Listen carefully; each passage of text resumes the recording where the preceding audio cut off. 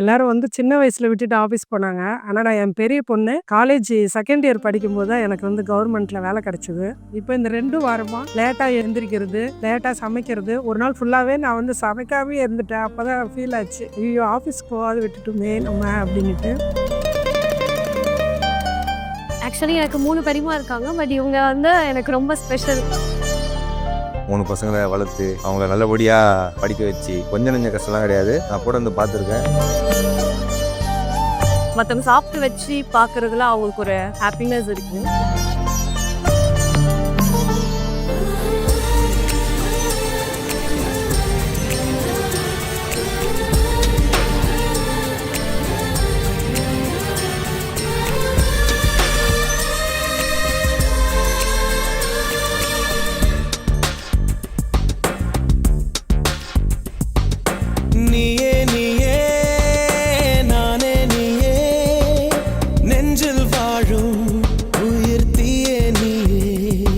எனக்கு 2 பொண்ணு, ஒரு பையன். சார் இல்லாதனால 36 இயர்ஸ்ல தான் போய் ஜாயின் பண்ணி இப்போ 24 இயர்ஸ் சக்ஸஸ்ஃபுல்லா முடிச்சுட்டேன். 2வது என் கூட ஒர்க் பண்ணவங்க எல்லாமே வந்து நல்ல டைப்.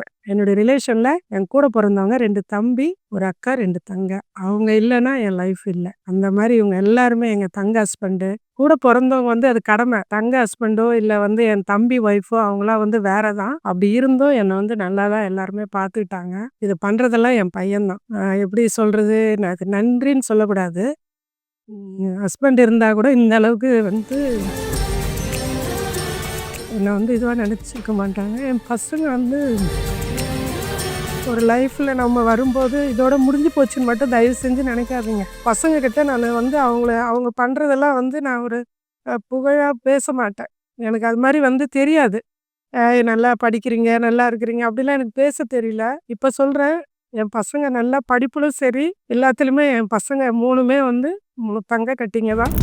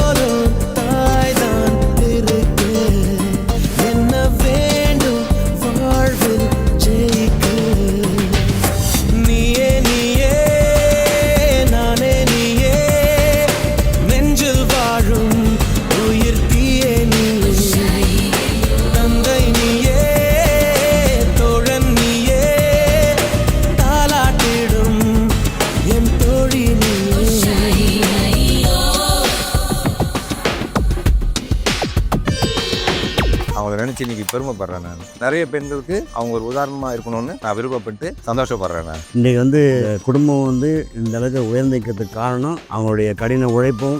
பார்த்து வளர்ந்து வர ஜென்ரேஷன் தைரியமாக வரலாம். யாரோட எதிர்பார்ப்பும் இல்லாமல் நான் சுயமாகவே சம்பாதிச்சு பிள்ளைங்களையும் காப்பாற்றி நல்லதனமாக கல்யாணம் பண்ணி அனுப்பிச்சிருக்காங்க. இப்போ அவங்க பிள்ளைங்க வந்து மேகலாவுக்கு அவங்க அம்மாவுக்கு நல்லா செய்கிறாங்க.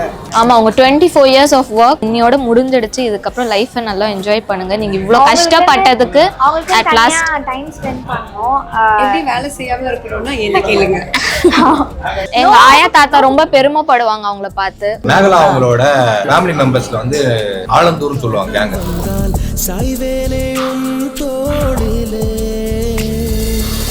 கண்ணீரே கூடாதென்றும் என் பிள்ளை வாடாதென்றும் சொல்வாயே அண்ணாலிலே. இனி ஒரு ஜன்மம் எடுத்து வந்தாலும் உன் மகனாகும் வரம் தருவாய். உன் வீட்டு சின்ன குயில் நீ கொஞ்சம் வண்ண குயில். நான் நானே நான் வயதில் வளர்ந்தால் கூட மடியூஞ்சல் வேண்டும்.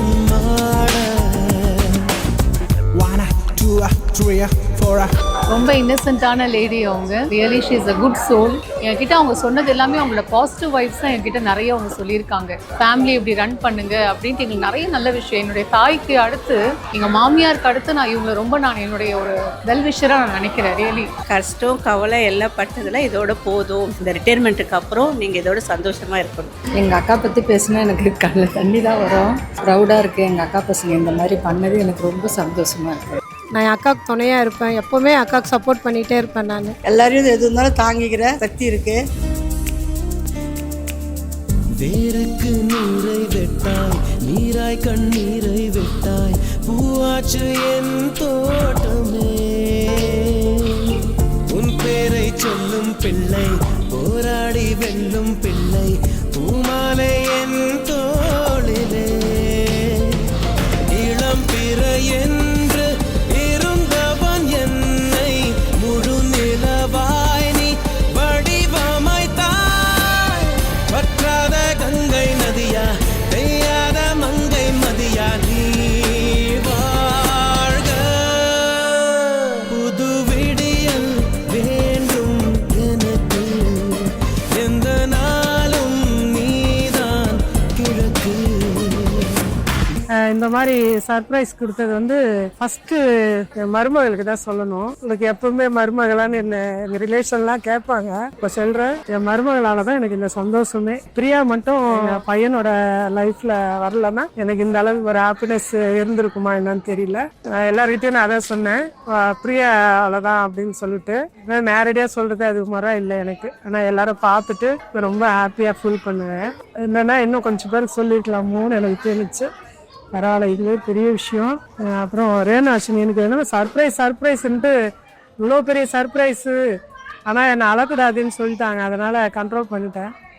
ரேணு பட்ட நீ இல்லாததான் தம்பி, அப்பா, அம்மா 4 பேர் இல்லாததான் எனக்கு ஒரு பெரிய குறை.